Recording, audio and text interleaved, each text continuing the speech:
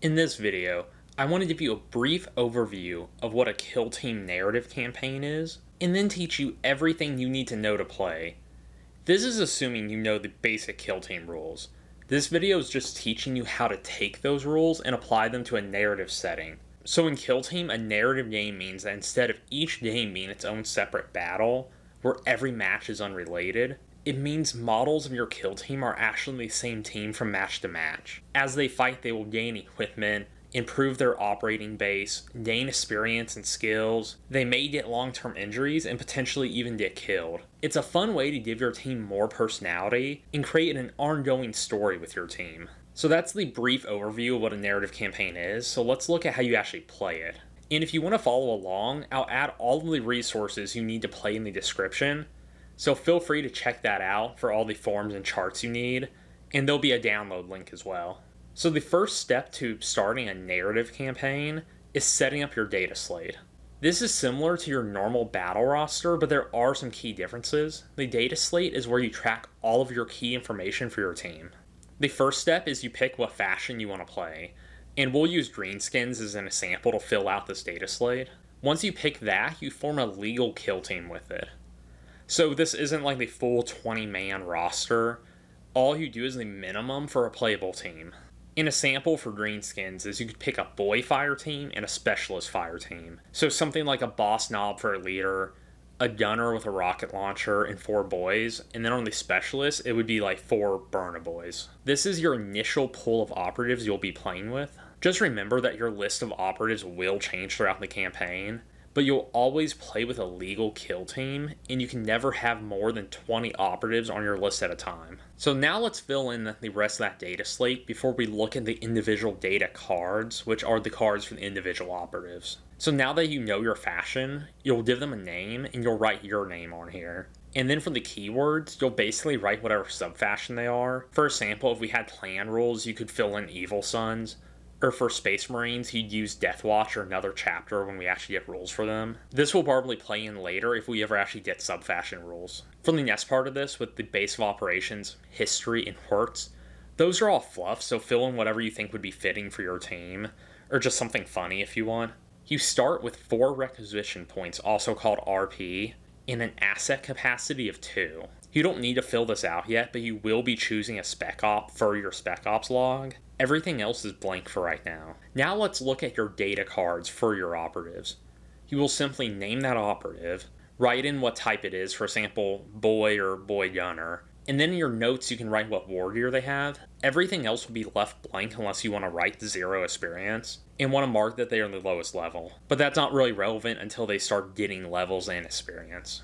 Now that we have our team established and everything ready to start, let's go over the mechanics of how you go from a squad of noobs to an elite fighting force. The first step is to understand how experience works. There are a few different ways operatives can get experience. If it incapacitates an enemy operative, it gets 1 SP.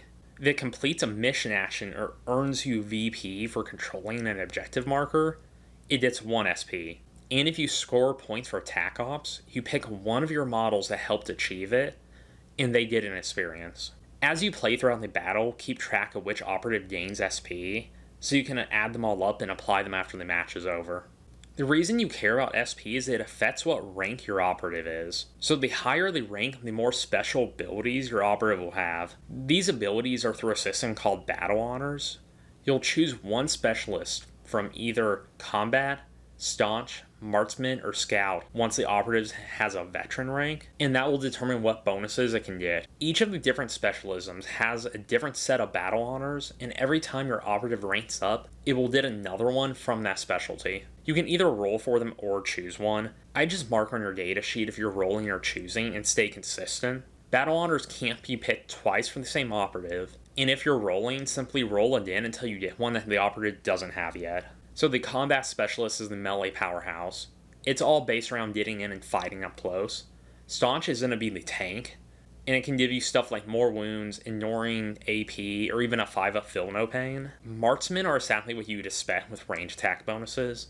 And finally, Scout is increased mobility and a couple of deployment tricks. Just a warning as we continue to talk about these mechanics. Some of the order might not make sense as we talk about it, but I'll go over the order of everything later in the video. I just want to explain the mechanics before I explain exactly when everything happens. Just like your operatives can get more powerful and skilled, they can also be injured. At the end of each battle, for each operative that was incapacitated, roll a dice. If it's a 2+, they pass it and they're fine. But as a negative to being incapacitated, it caps out at 3 SP for the battle. So if it's an absolute chat at the end of the battle but went down, it won't gain a ton of experience, only 3. But on that roll we just talked about, if you roll a 1, that operative gains a battle scar, which can be anything from a negative effect to death. One way you can get around this is if you do roll a 1 and you have a medic that was in the battle and not incapacitated, you can re-roll one of your tests. So the medic here means the medic keyword. This isn't very common, but I know there's one on the veteran guardsman team. Now to know what battle scar you did, you roll a 6-sided dice and subtract 1 for each battle scar that operative already has. And then there's this table you referenced. If you roll 1 or less, it means the operative is dead and can't be used. I think the term here they use is slain. So if you roll a 6, that means there's no bad effects, but anything in between that means they get some kind of negative, and they're more likely to be slain in the future. And if you roll a scar your operative already has, re-roll until you get a new one, and record the battle scars on your operative's data card. After you see what new battle scars your model has, then you get to roll a recovery test. A couple of quick notes here. If your operative died, he's not coming back from that. I know there's some crazy technology in 40k, but that's not how it works here. No reanimation protocols. Also, you can't recover from a battle scar that your model got in the same battle. It's not like he'll get a critical impairment and then immediately get over it. This is only for scars from previous battles. So to do the recovery test, take each operative that has a battle scar, one at a time, and roll a d6 for them. On a 5-up, you just remove a battle scar. In the rulebooks, it doesn't really clarify it, but it sounds like you only remove one at a time. So if you have multiples, just pick one to remove. There is a method to help guarantee a model recovers its battle scars quicker. If a model has not been used in the last battle, you get to add 1 to that roll for each consecutive battle they've been resting for. If a model does stack up multiple battle stars, setting them aside for a few matches might be a good move. This is also the phase where all of your models go back to full HP and are no longer injured. Even in campaign play, you start off every match with full health and no injuries. As far as the injured, moving slow, less APL, obviously you'll play with the battle scars themselves. Now let's set up your base of operations. The fluff here is that these are Spec Op warriors that are far away from any real backup or support, so they will have a forward operating base to work out of, and you can slowly improve and upgrade it as their missions continue.